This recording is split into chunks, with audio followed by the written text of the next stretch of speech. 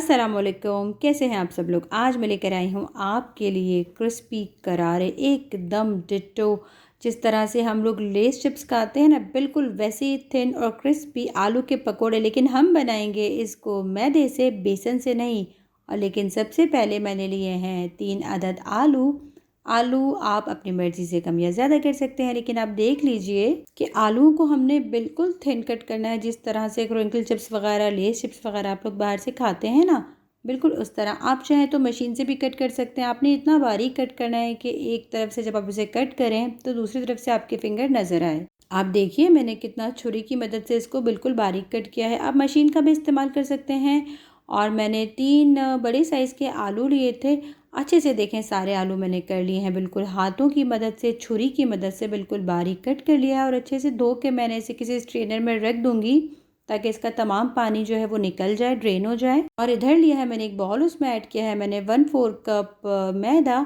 जी हाँ, और मैं 3 टेबलस्पून ऐड करूँगी इसके अंदर कॉर्नफ्लोर। आप चाहें तो अरारोट भी यूज़ कर सकते हैं या चावल का आटा भी इस्तेमाल कर सकते हैं। बेसन के पकौड़े तो आप लोग हर रमज़ान में ही खाते हैं, लेकिन ये काफ़ी यूनिक रेसिपी है। और 1 मुट्ठी चला गया है इसके अंदर कोतमीर, हरा धनिया, धनिया पत्ता 1 टीस्पून भर के चली गई है इसके अंदर कुट्टी लाल मिर्च। और नमक भी 1 टीस्पून चला गया है क्योंकि काफ़ी स्पाइसी कुटी मिर्च है। और 1 टीस्पून चला गया है सफ़ेद ज़ीरा, साबुत सफ़ेद ज़ीरा। और 1 टीस्पून चला गया है इसके अंदर चाट मसाला। अभी अब देखिए मसाले ही कितने यमी वाले जा रहे हैं ना। और ये चला गया है इसके अंदर बेकिंग पाउडर। जी हाँ, आप चाहें तो बेकिंग पाउडर का भी इस्तेमाल कर सकते हैं और चाहें तो मीठे सोडे का इस्तेमाल कर सकते हैं। हम इसका एक घोल तैयार कर लेंगे। घोल बहुत पतला नहीं होना चाहिए, बहुत गाढ़ा नहीं होना चाहिए, कि जो हमारे चिप्स है ना, जिसको हमने आलूओं को कट किया है पकौड़ियाँ बनाने के लिए, वो काफ़ी पतले हैं। तो आपने घोल को अच्छे से बनाना है। देखें इस कंसिस्टेंसी में आपका बैटर होना चाहिए। बैटर को रखते हैं हम एक साइड पे। और आलूओं को मैंने रखा था एक स्ट्रेनर में। हम देख लेते हैं कि उसका अच्छे से तमाम पानी निकल गया। आपने भी आलूओं को इस तरह से स्ट्रेनर में रख देना है ताकि उसका तमाम पानी अच्छे से निकल जाए। और आलू बहुत थिन है तो वो जल्दी से पक जाएंगे और अच्छे से ड्राई हो जाएं। ऑयल को मैंने ऑलरेडी गर्म करने रखा हुआ है। अब हम 1 बाय 1 एक एक करके देखें इस तरह से। आप देख रहे हैं कितने बारीक आलू कटे हुए हैं। आप देख रहे हैं ना, इस तरह से हमने इसके अंदर डिप करना है और फिर कढ़ाई के अंदर ऐड कर देना है।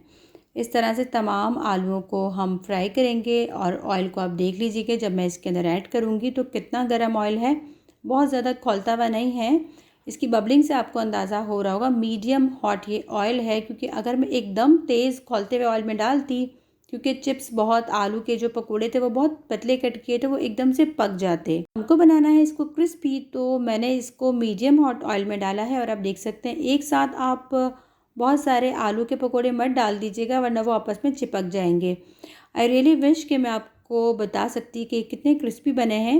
इंशाल्लाह आप इस रेसिपी को जब ट्राई करेंगे ना, तो आप भूल जाएंगे बेसन के पकोड़े। आप कहेंगे बस रमज़ान हो या टी टाइम स्नैक्स, आपने बनाने हैं बस आलू के यही वाले चिप्स वाले पकोड़े। आप इसका नाम रख देंगे चिप्स वाले पकोड़े। इंशाल्लाह इस इफ़्तार में, इस रमज़ान में दस्तरखान को इन पकोड़ों से सजाइए और घर वाले भी हो जाएंगे बहुत खुश। और ये हमारा एक बैच हो गया है रेडी। आपने आँच को बहुत ज़्यादा तेज़ नहीं करना है, बस आपने डालते ही फ़ौरन से पकौड़ियों को 2 मिनट नहीं हिलाना। जब ये एक शेप ले लें उसके बाद आप इसको अलट पलट करके फ्राई कर लीजिए।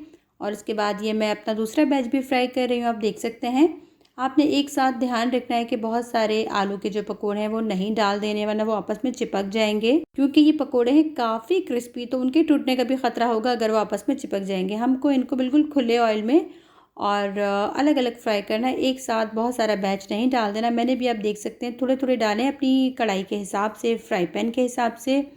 कैसी लगी मेरी आपको ये करारे क्रिस्पी आलू के चिप्स के पकोड़ों की रेसिपी? है ना मज़ेदार? ज़रूर ट्राई कीजिए इस इफ्तार में, टी टाइम में, स्नैक्स में या फिर पार्टी स्टार्टर के लिए। अगर मेरी ये रमज़ान स्पेशल रेसिपी, ये सीरीज़ आपको अच्छी लगती है तो प्लीज़ मेरे चैनल को लाइक कर दीजिए, सब्सक्राइब कर दीजिए, शेयर कर दीजिए। क्योंकि आपका सब्सक्राइब करना, शेयर करना मेरे लिए एक गिफ्ट होता है। अपना बहुत सारा ख्याल रखिएगा, दुआओं में याद रखिएगा। फ़ी अमानिल्लाह, अल्लाह हाफ़िज़।